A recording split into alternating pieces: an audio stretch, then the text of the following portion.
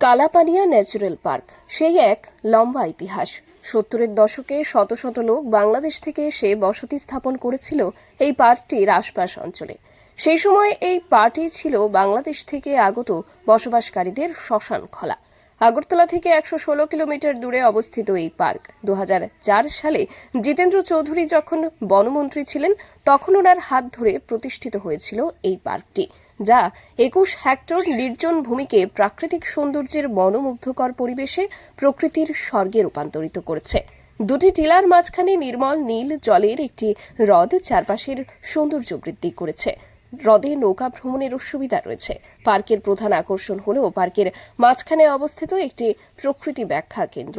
হ্রদের উপরে মগ এবং রিয়াং তান ঘাড় আকারে দুটি থাকার ব্যবস্থা যে কোনো পর্যটকের জন্য রাত্রি যাপনের জন্য অপরিহার্য।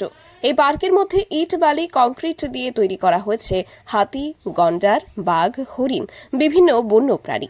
বর্তমানে এইসব প্রাণীগুলো এখন বনের জঙ্গলে ঢাকা পড়ে গেছে এবং আগাছায় ভর্তি হয়ে আছে পুরো পার্ক জুড়ে।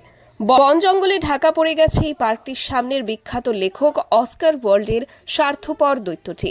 শীতের সময়ে পার্কে আসতো বাহারি পাখি। এই পার্কের মধ্যে বিভিন্ন রকমের ছোটদের খেলনার জিনিস যা জরাজীর্ণ অবস্থায় পড়ে আছে। বর্তমানে পার্কটি নেশাখোরদের নিরাপদ আতুর ঘর। স্থানীয় জনগণ ভাবছেন যে শ্মশান ভূমি পুনরুদ্ধার করে এই পার্ক তৈরি করা হয়েছিল। এই 7 বছরে পার্কটি আবার হয়তোবা শ্মশানের রূপ নিচ্ছে।